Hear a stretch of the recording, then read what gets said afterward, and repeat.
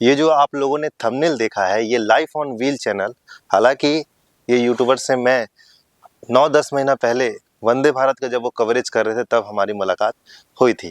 तो वो थंबनेल भी मैंने उन्हीं से लिया है और साथ ही वो जो वीडियो सारा ड्रोन से कैचअप उन्होंने किया है, काफ़ी खूबसूरत तरीके से पैकेज के बारे में जानकारी दी है। और साथ ही डिफरेंट जो पैकेज है, जैसे कि समृद्धि महामार्ग हो गया या अन्य एक्सप्रेसवे हो गया, अन्य प्रोजेक्ट हो गए, उसके बारे में भी डिटेल वो देते रहते हैं ड्रोन के जरिए। तो काफ़ी अच्छा कवरेज रहता है। बट यहाँ पर आप लोगों ने थंबनेल देखा होगा कि ये तस्वीर मुझे डरा रही है। रियली देखिए, जब डेवलपमेंट होता है किसी भी प्रोजेक्ट में तो वो ग्रेजुअली धीरे धीरे करके होता है। जब जंगलों की कटाई होती है तो वो धीरे धीरे हमें दिखाई देता है। अगर मान लीजिए कहीं पर खनन करना है तो कई बार पहाड़ के पहाड़ साफ होते हैं, जो कि वो लाइट में नहीं आता। ठीक है, बहुत बार ऐसा होता है।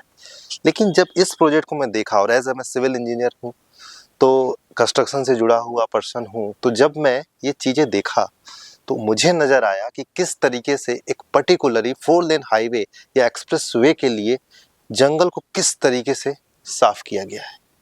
देखिए, डेवलपमेंट में जंगलों की कटाई तो होती ही है, लेकिन ये इस तरीके से क्या सही है क्या गलत है पता नहीं। लेकिन मैं एक बात जरूर कहना चाहता हूँ कि रायपुर विशाखापट्टनम एक्सप्रेसवे में काफ़ी ज़्यादा जंगलों को नुकसान पहुँचा है। देखिए, छत्तीसगढ़ लगभग 50% जंगल का एरिया आता है। उड़ीसा के साथ भी कुछ ऐसा ही है, काफ़ी बड़ा एरिया आता है आपका जंगल का। और पर्टिकुलरली यहाँ पर कई ड्रोन शॉट इस तरीके से आए हैं कि ऐसा लग रहा है कि पूरे 20 से जंगलों को साफ कर दिया गया है।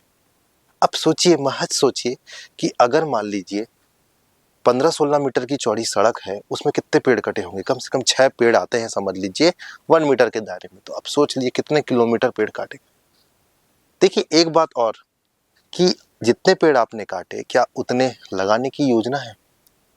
चलिए, एक इको फ्रेंडली मैं प्रोजेक्ट के बारे में बात करना चाहता हूँ कि NH44 जो कि आपका नागपुर से सिवनी के डायरेक्शन में है, उसमें आपका सुप्रीम कोर्ट ने जो परमिशन दिया, आपका इस तरीके से दिया कि जंगलों की कटाई कम से कम हो और साथ ही वन्य जो जीव है उन पे हस्तक्षेप ना हो। तो उसके लिए आपका एनिमल अंडरपास बना, ऑलरेडी मैंने कवर कर चुका है, ऑलरेडी उस फील्ड में मैं जा भी चुका हूँ।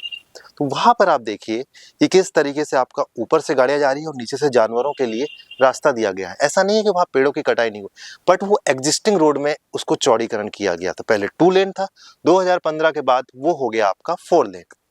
अब वहाँ पर एक चीज़ मैं ऑब्जर्व किया हूँ कि किस तरीके से 3 से 4 सालों पहले ये प्रोजेक्ट कंप्लीट हुआ और वहाँ पर नेचुरल तरीके से झाड़ियाँ और पेड़े उग आए, क्योंकि वहाँ पर मानव का जो हस्तक्षेप है, ह्यूमन इंटरफेयर है, वो खत्म हो गया।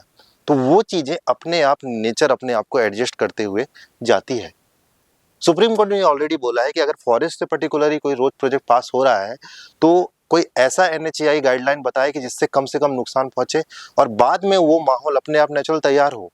अगर मान लीजिए ये विशाखापट्टनम, मेरे को जानकारी नहीं है, अगर इसमें रायपुर विशाखापट्टनम जो कि घने फॉरेस्ट से होकर गुजरता है वहाँ फ्लाईओवर की योजना है, तो रियली 4-5 साल बाद स्थिति बदल जाएगी, नीचे अपने आप घनी झाड़ियाँ और पेड़ उगने लगेंगे।